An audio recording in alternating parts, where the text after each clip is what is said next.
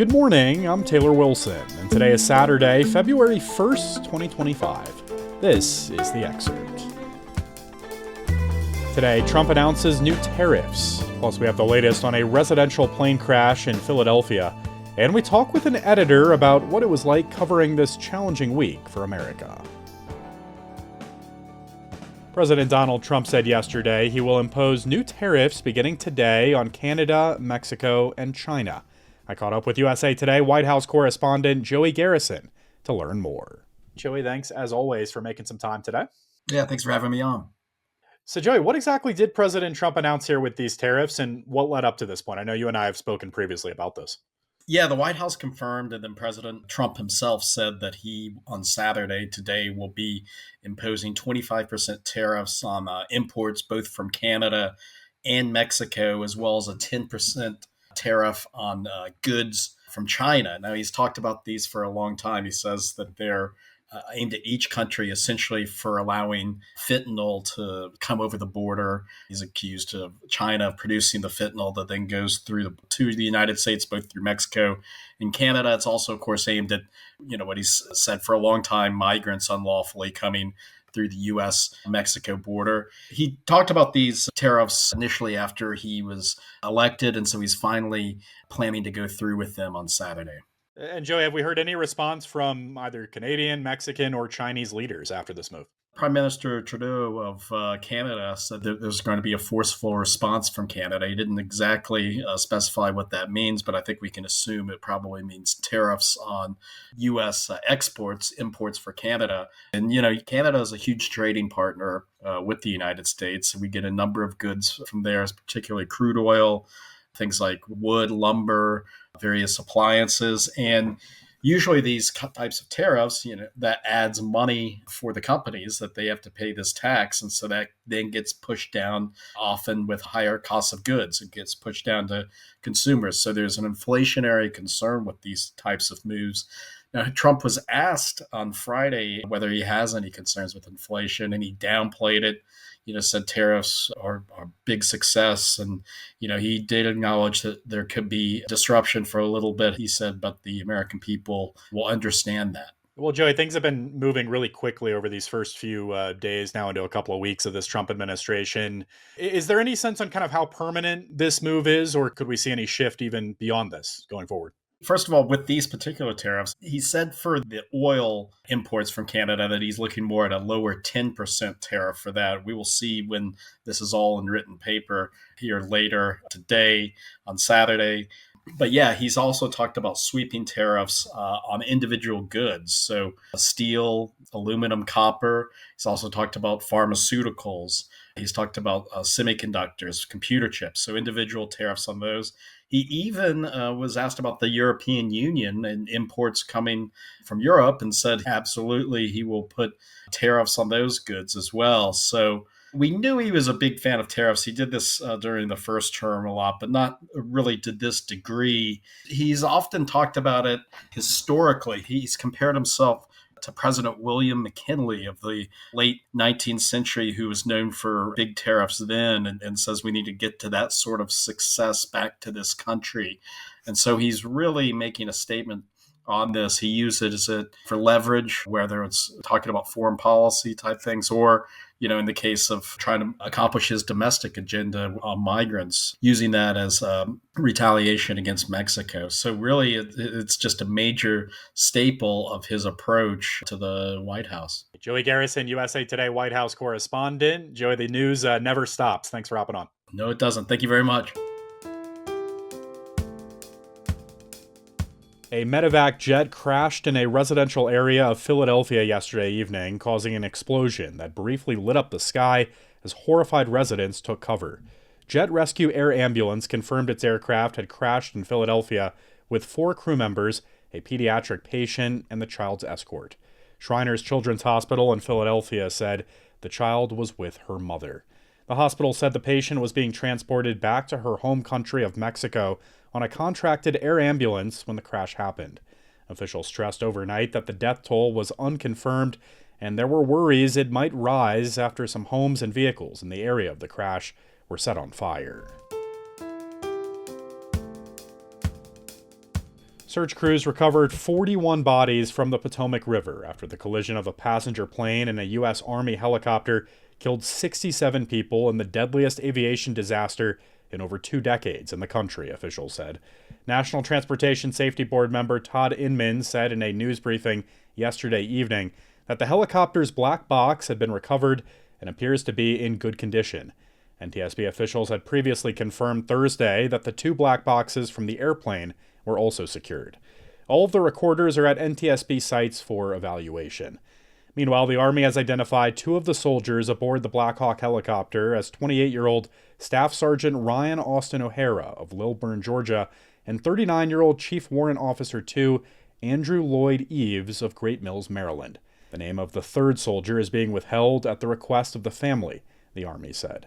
In addition to the soldiers, the victims of Wednesday's collision include a pilot who was planning to be married in the fall, a student heading back to college after a funeral, an attorney returning home on her birthday, a Philippine police colonel, a group of teenage figure skaters, as well as their parents and coaches, and 2 Chinese citizens. Mexico's President Claudia Sheinbaum says she sent a letter to Google asking the company not to comply with President Donald Trump's order to change the name of the Gulf of Mexico to the Gulf of America on its Maps app. Sheinbaum showed the letter to reporters during a news conference this week. She said that her letter to Google argues that the United States cannot unilaterally rename the body of water since it shares it with Cuba and Mexico. The Mexican government says the United Nations Convention on the Law of the Sea dictates that an individual country's sovereign territory only extends up to 12 nautical miles out from the coastline, she said. Google, though, said on social media Monday it will apply the name change when it has been updated in official government sources. The second week of President Donald Trump's new era in office is coming to a close, and it was, of course, overshadowed by a devastating plane and helicopter crash.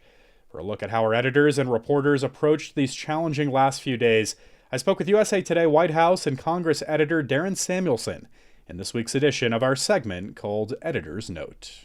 Darren, it's a pleasure having you on Editor's Note this week. Thanks for hopping on. Thanks for having me.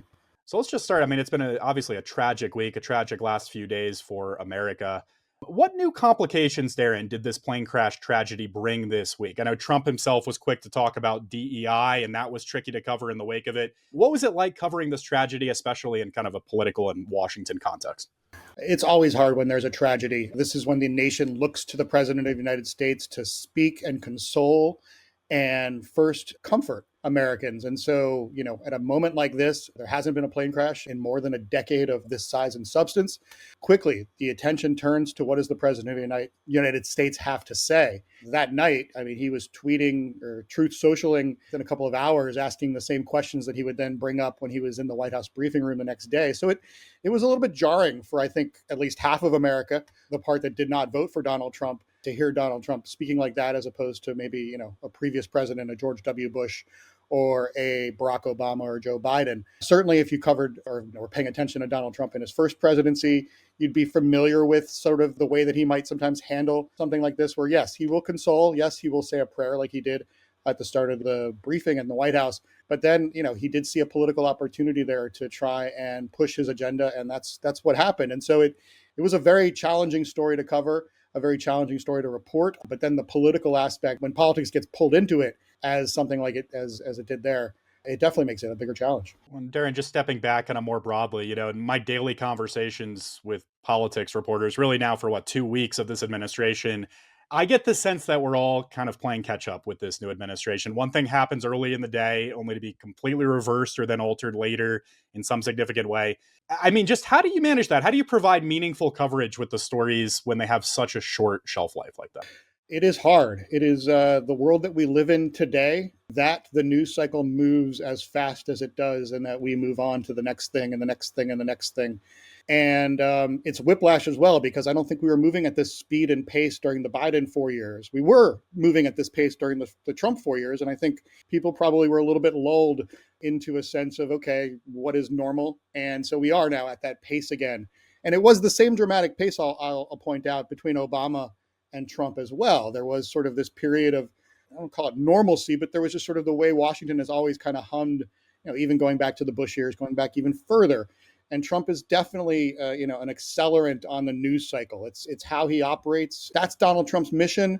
And as a president, he's really good at that. He's really good at controlling the narrative. He's been a part of the media ecosystem for decades. This administration in particular, in these first 2 weeks, has really taken it to another level. They have, they said that this was going to happen. I mean, there's no surprise here that there would be a quote unquote shock and awe experience. It's hard for journalists to keep up with. I'm sure it's hard for news consumers to keep up with. Darren, how do you think about accountability with an administration that is really unprecedented in how it's executing on some of the president's priorities?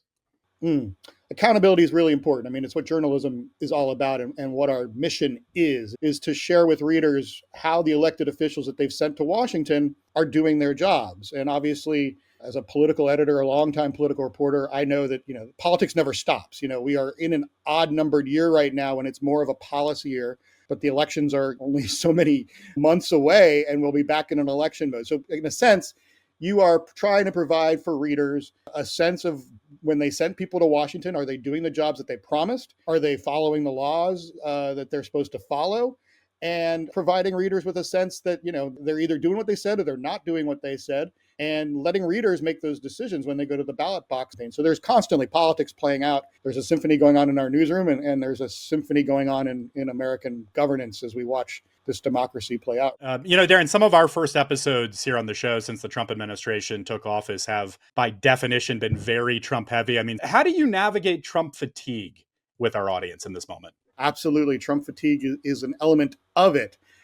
For us, counter programming is helpful. And being the nation's newspaper, we do cover sports, we cover business, we cover entertainment. So I think that in some respects, you got to look to the other sections of the newspaper sometimes to provide some of that counter programming. I think that as long as Donald Trump is president, he's going to get the coverage that a president gets.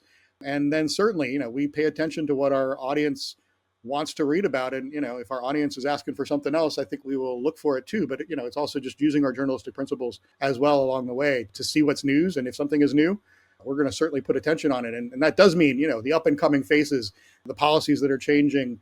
And, there's just dramatic changes happening in Washington right now, happening in the world. And as long as those are happening, we're going to be covering them. All right. Darren Samuelsohn, USA Today White House and Congress editor. Darren, thank you so much for giving me some time. And I know it's been a tough week, so kudos to you and your team on some great coverage. Appreciate you. Thanks for having me. If there's anything you're curious about hearing from a USA Today editor, shoot us a note at podcasts@usatoday.com, and we may feature your question on next week's episode. Orbiting approximately 250 miles above Earth is the International Space Station, a marvel of human creativity and engineering. Commander Sunny Williams would love if more people could see things from her current view. I just really wish everybody could take just one lap around the planet, and I think it would change everybody and everybody's perspective, and I just wish everybody had that opportunity. My colleague Dana Taylor spoke with NASA astronauts Sunny, Butch Wilmore, Nick Hague, and Don Pettit as they floated in microgravity on the ISS. You can hear or watch their full conversation on this feed tomorrow, beginning at 5 a.m. Eastern Time. And thanks for listening to The Excerpt. You can get the podcast wherever you get your audio. And if you're on a smart speaker, just ask for The Excerpt. I'm Taylor Wilson, and I'll be back Monday with more of The Excerpt from USA Today.